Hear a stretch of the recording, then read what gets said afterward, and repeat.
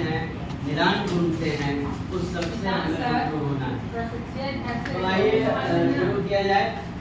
ये लेने पर बोर्ड से साफ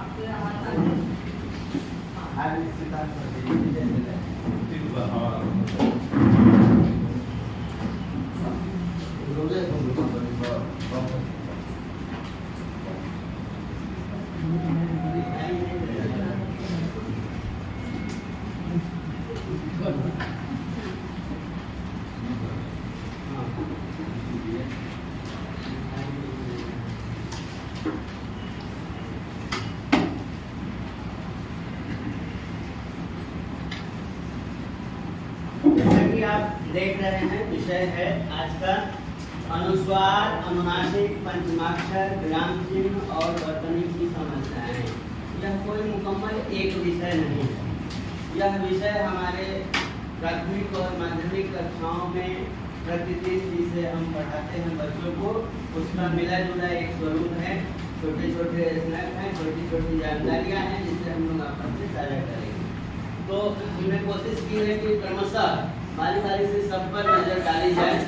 इससे पहले एक बात अपनी तरफ से कि भाषा अगर शरीर है तो वर्ण, अनुस्वार, अनुनासिक, पंचमाक्षर, विराम चिन्ह तथा वर्तनी आदि इसके नाक, कान, आंखें व अनुरूपांग हैं।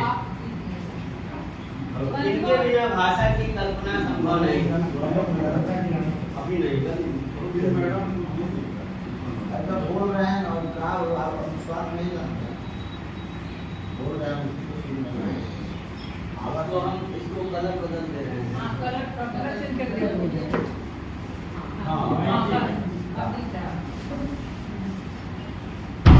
तो ये मैंने पढ़ के आपको सुनाया भी। भाषा अगर शरीर है तो बाकी ये जो हम पढ़ा रहे हैं अनुस्वार, अनुनासिक, विराम चिन्ह, वर्तनी, पंचमाक्षर, ये सभी इसके अनुरूपांग हैं, नाक, कान, आंखें। इसके बिना संभव नहीं है कि भाषा चल पाएगी, टिक पाएगी। हम साहित्य पढ़ते हैं, पढ़ाते हैं, साहित्य में बहुत तरह की छूट, व्याकरण को लेकर छूट है, लेकिन जब हम बच्चों को पढ़ाते हैं तो यह छूट नहीं है। इसलिए इस पर सचेत होने की जरूरत है और जहाँ तक हो सके उन्हें हम सही जानकारी से अवगत कराएंगे बच्चों को। अब देखिए, सबसे पहले तो अनुस्वार और अनुनासिक में जो तथ्य है, अनुस्वार को देखने के लिए इसके रूप, अनुस्वार की पहचान तो सब जानते हैं, पढ़ने वाले सब लोग आप लोग हैं, तरह तरह से आपने पढ़ा है। बच्चों को जो सबसे ज़्यादा परेशानी होती है आजकल, लिखित रूप जो है वो लिखित नहीं बल्कि ज़्यादा जो टंकित आता है अखबारों और पत्रिकाओं में, उसकी वजह से भी बहुत सी उदासीनता है अनुस्वार को लेकर, अनुनासिक को लेकर। अब लोगों ने अनुस्वार और अनुनासिक में भेद करना छोड़ दिया है, अखबार वालों ने, पत्रिकाओं वालों ने, और सिर्फ अपने टाइपिंग की वजह से। ऐसा नहीं है कि पहले हम बोलते थे अनुस्वार में, उसको हम अनुनासिक में भी बोलते हैं और अनुस्वार में, ऐसा कुछ नहीं। आज भी हमारे बोलने का तरीका वही कि जब हम नाक से बोलते हैं, इस वर्ण का उच्चारण हम नाक से करते हैं, उस पर अनुस्वार होता है यानी दीर्घ होता है, और इस वर्ण का उच्चारण करते समय नाक और मुंह दोनों से हवा बाहर आती है, तो हम उस पर अनुनासिक यानी चंद्रबिंदु लगाते हैं। यह सामान्य सी बात है जो हम लोग, हमारे बच्चे जानते भी हैं और हमें उन्हें बताना भी। दिक्कत जहाँ होती है वो मैं कोशिश करूँगा कि सत्र के बीच में आपसे जानकारी ली जाए कि जिन मित्रों ने यह दिया था कि भाई इस पर परिचर्चा हो, तो कौन कौन सी परेशानियाँ आ रही है, ताकि हम लोग उस पर बातचीत कर सकें। यहाँ देखिए, संस्कृत के शब्द जो हैं संयम, संसार, संवाद, अंश, संलाप, संशोधन, हंस आदि। संलाप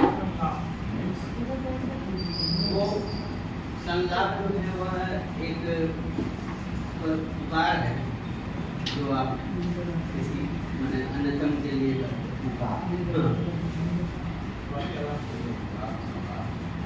यहाँ य से ह तक यानी अंतस्थ और पुष्प व्यंजन के पहले अंक रूप में आया, ये अपने मूल रूप में आया है।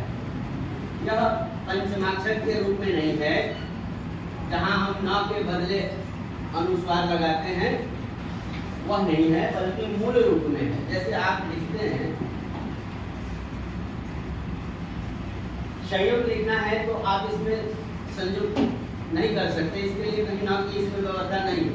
अपने मूल रूप में है जो अंग है, अंग। तो ये संस्कृत वाले शब्दों में ही होता है। कुछ ऐसे शब्द हैं ना पंचमाक्षर वाले जो हैं, ये दोनों में थोड़ा सा फर्क जो है वो मुझे मिला, तो मैंने आपके लिए यहाँ रखा है कि हम बता सके बच्चों को कि ये भिन्न है और ये भिन्न है।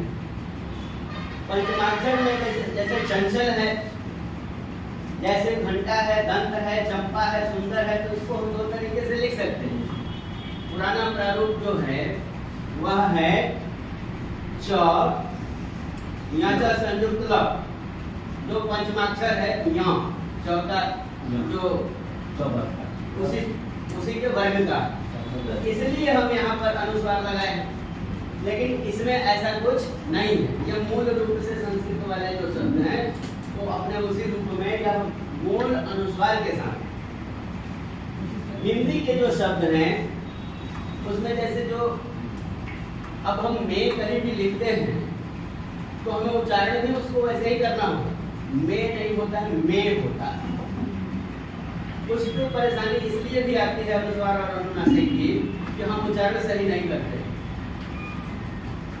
जबकि हिंदी में यह बात है कि जिस तरह आप बोलते हैं उसी तरह से लिखते हैं। अगर आप गलत उच्चारित करिएगा तो गलत लिखिएगा। तो यहाँ देखिए में, मैं, हैं, क्यों, नहीं, आंखें जैसे जो शब्द हैं इनके ऊपर अनुनासिक अनुस्वार, जैसे आप बोलते हैं तो दोनों से ध्वनि निकलती है ना, में मुंह और नाक दोनों से निकलती है, लेकिन यह अनुनासिक के रूप में, यहाँ अनुस्वार के रूप में ही है। दृश्य रूप में वह अनुस्वार के रूप में, लेकिन वह है अनुनासिक। यही तो बात है। सिरो रेखा के ऊपर जो भी मात्राएं हैं, अगर उसके ऊपर आप उच्चारित करते समय अनुनासिक की ध्वनि आती है तब भी आपको अनुस्वार का ही प्रयोग करना है। इसीलिए ये होता है, जगह ही नहीं है। मेन वही बात है। ये आते जाते रहेगा।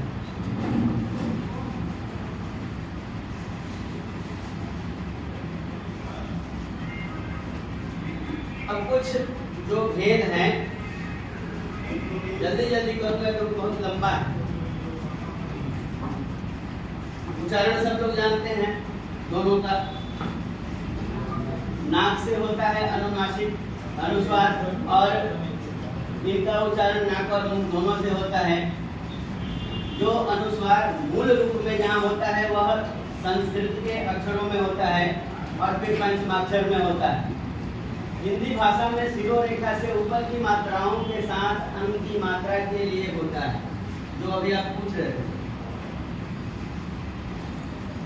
आ जो है यह हिंदी के शब्दों में जो है अनुनासिक, यह स्वर और व्यंजन के बीच की कड़ी है। जब हम स्वर वर्ण पढ़ते हैं तो अंग और अह जो है वह तो अंग नहीं करते हैं, उसकी गिनती उसमें नहीं करते हैं। यह अयोगवाह के रूप में आता है। इसका उपयोग अक्सर आश्चर्य या सदमा व्यक्त करने के लिए किया जाता है। अनुस्वार मूल रूप से एक व्यंजन है, ये स्वर के बाद आते हैं। अनुनासिक को स्वर के रूप में समझा जाता है। थोड़ा थोड़ा जो अंतर है। अब असली चीज जो है बच्चों के लायक,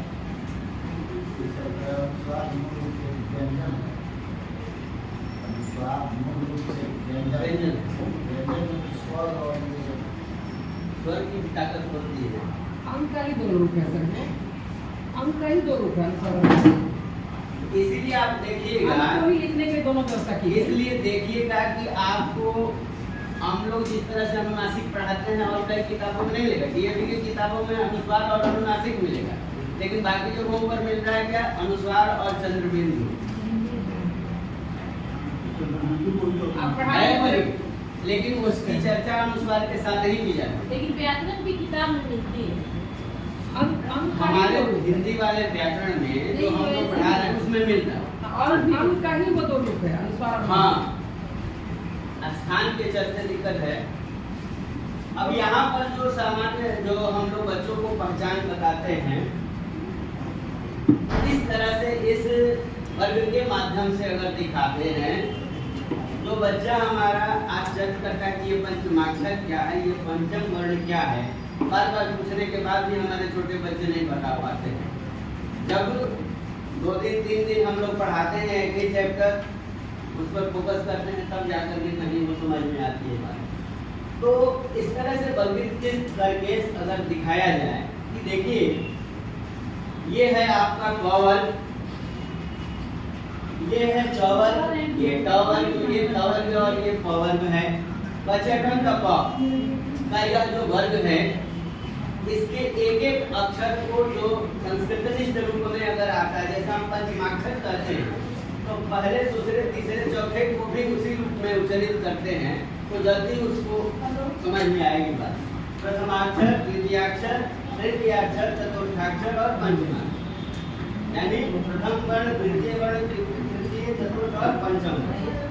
तो एक जो जिस शब्द का हम प्रयोग करते हैं, देशज का प्रयोग करते हैं, तो थोड़ा देशज के रूप में सबको समझाएं।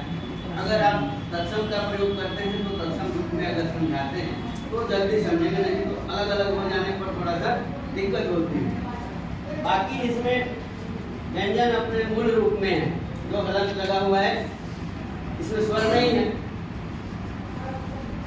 पंचम वर्ण इसमें है तो दिख नहीं रहा है।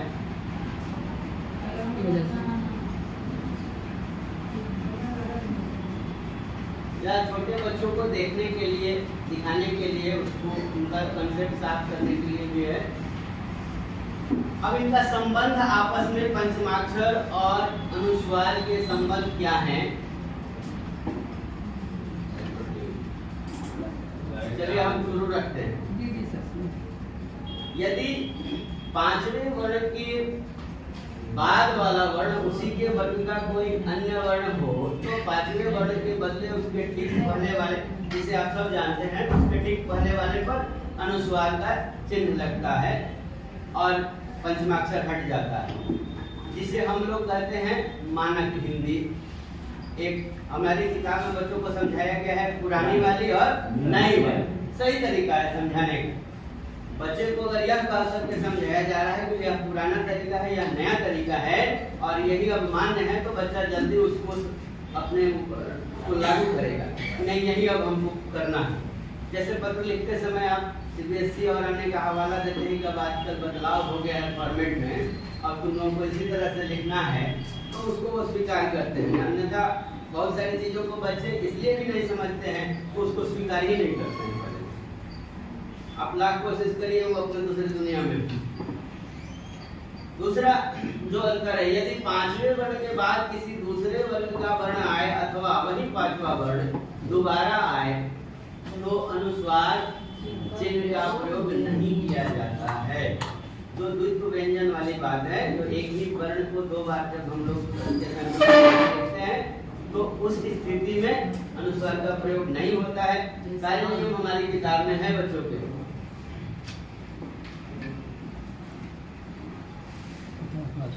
बहुत सामान्य। अब इस पर बताइए कि यहाँ इसमें कहाँ दिक्कत है, किनको दिक्कत है? पंचमाक्षर को लेकर, अनुस्वार को लेकर या अनुनासिक को लेकर किनको क्या परेशानी है? क्लासरूम में पढ़ाते समय ऐसी कौन सी समस्या आ रही है, इस पर हम लोग बात करें, क्योंकि इसके बाद मेरे पास और कोई खास इस विषय पर चीजें नहीं है। जो हमारे बच्चों का दायरा शब्द है। हाँ सर, स्वयं। इसमें हम देखते हैं कि य के ऊपर जो है बिंदु लग गया अनुस्वार, हाँ, तो ये तो नियम में लागू नहीं होता। बिल्कुल नहीं होता है, लेकिन मैंने आपको अलग अलग करके बताया कि यहाँ पर संस्कृतनिष्ठ शब्दों के साथ ये जो स्वयं तत्सम जो के शब्द शब्द है ये संस्कृत शब्द है, जी, तत्सम शब्द है स्वयं। उसमें ये चला गया। हाँ, कोशिश करें शयनम। क्लियर करने की कोशिश करें, क्लियर करने की कोशिश करें। हाँ, करिए। और पूरा वर्ड व्यवस्था देखिए तो